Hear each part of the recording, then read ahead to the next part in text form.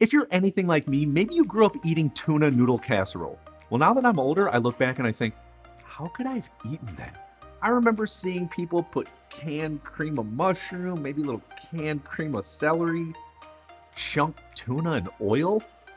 Yeah, we're not gonna do any of that. We're gonna make everything from scratch. Maybe let's see if we can modernize it, freshen it up a little bit, make it a whole lot more delicious. One thing's for certain though, this definitely isn't your grandma's tuna casserole.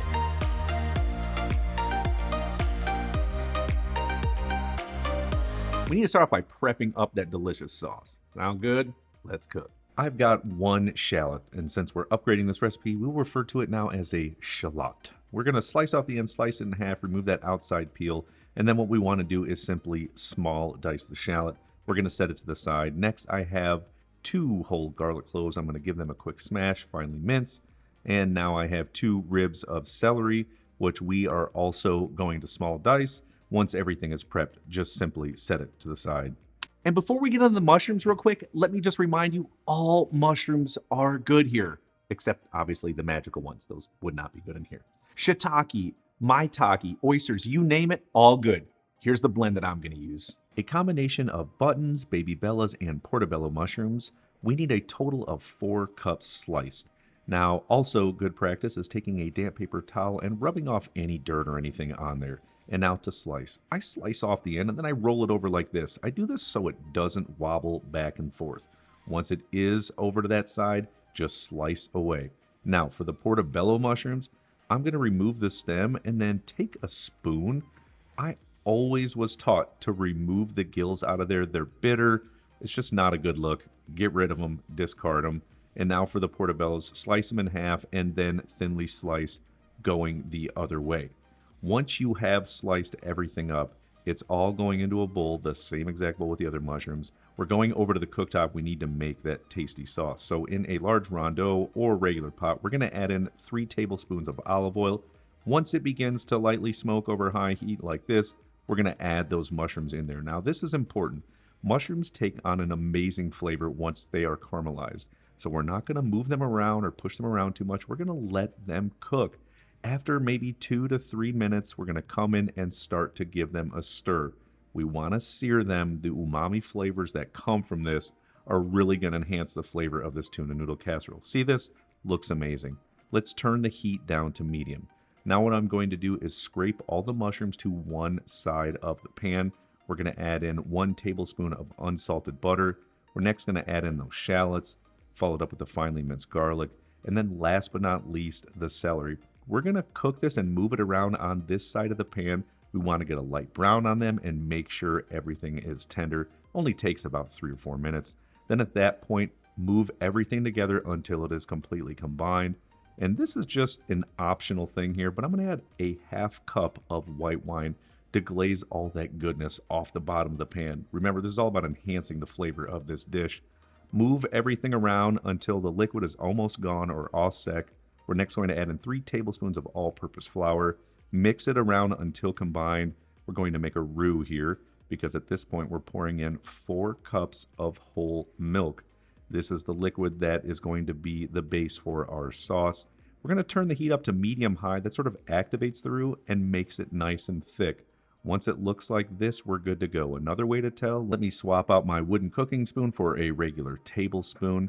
Once you see that it's coated the back of a spoon, you run your finger through it. Say that top doesn't go through that little mark that you made to the bottom. That's called nappe. Perfect. We're going to add in 1 tablespoon of fresh thyme leaves and season it well with salt and then fresh cracked black pepper. Give it a quick stir. Turn the heat off. Don't worry, we don't have that much more stuff to do, and this is going to stay plenty warm. Thinking back, one of my favorite parts of that tuna casserole was all that delicious cheese that came up with it. Why not a smoked Gouda or Gruyere, even Parmesan cheese? Now me, I'm gonna keep it classic with a slight upgrade, of course. Why not a nice aged yellow cheddar? We need about a cup of this completely grated. I always do this on parchment paper because it's easy to transport. And then why not some aged white cheddar? Just to take it over the top because, well, why not? Give it a quick grate. We're also gonna need a little over a cup here.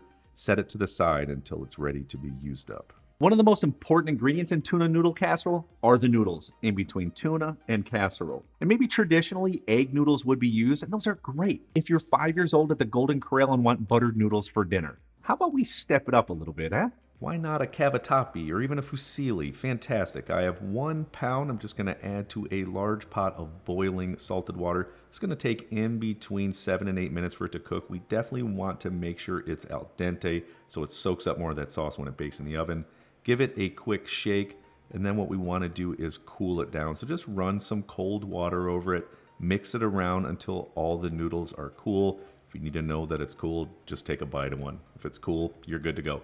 All right, give it a quick shake, set it to the side. And for the tuna, of course, traditionally maybe canned would be used, and canned as well, canned. I wonder what would happen though if we used sliced chunks of fresh tuna. Yes, I wonder. I have a 1 pound fillet of fresh tuna. You may have heard it called ahi, but ahi just means tuna. So when people say ahi tuna, they're really just saying tuna tuna. Now this can get expensive. You can find it on sale, fantastic. Or you can use it frozen. Just make sure it's thawed before you start cooking it. What we're going to do is season it well on both sides with salt and fresh cracked black pepper. We're taking it over to our cooktop. I have a large frying pan. We're going to add in 2 tablespoons of olive oil. Crank the heat on high. Once it begins to lightly smoke like this, it's time to sear.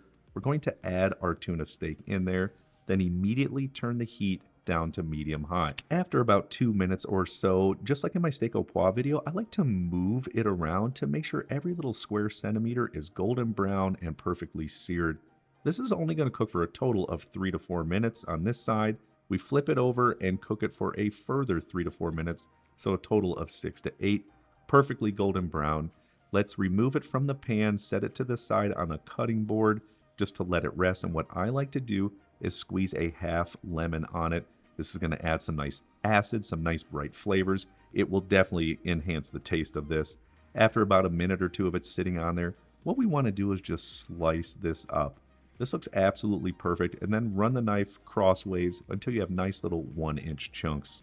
And no, you don't even have to pan sear the tuna. There are so many different ways you can prepare it. You can grill it, bake it, broil it, you name it. Guess what? If it's not completely cooked, no big deal, because guess what? It's going in the oven. It'll finish cooking in there. All right, it's assembly time. Here we go. Let's remove that rondeau pot of our delicious sauce. We're next going to add in our cooked, cooled down noodles, followed up with our cooked, chunked up tuna. Next, we're going to add on 1 cup of peas. Super classic there. Grab a spoon, mix everything together until it is completely combined. Do not skip out on this. The tuna is going to break up even more, which is fantastic. We're going to transfer it over to a 13x9 casserole dish. Spread it out until it's nice and flat on top. Let's go grab that shredded cheese and generously sprinkle it evenly all over the top. Totally forgot about this, but don't worry. It only takes literally like 30 seconds. It's that breadcrumb topping. In a medium-sized bowl, I have 1 cup of breadcrumbs. We're going to next add in a 1/4 cup of melted unsalted butter. I've got about a 1/4 cup each of the white and yellow cheddar, totaling a 1/2 cup. Let's just mix that in there until it is combined. We're next going to add it to the top of our tuna noodle casserole. This, my friends, is really going to take things over the top. Super good. Going to have a nice little crunch on there. Going in the oven at 350 degrees Fahrenheit. It's going to take in between 20 and 25 minutes. What we're looking to do is get a nice little toast on top. Make sure all the cheese is melted and things are cooked. This looks perfect. What did I tell you? What have I always told you? Fundamental cooking techniques with fresh ingredients makes the best homemade food of all time. Putting these things into practice will absolutely elevate your everyday cooking. Plate up is super quick and easy. Here's what you do. All I'm going to do is garnish with fresh chopped parsley, and let's take a big scoop out of this. Oh my gosh, so delicious. And of course, let's get in this.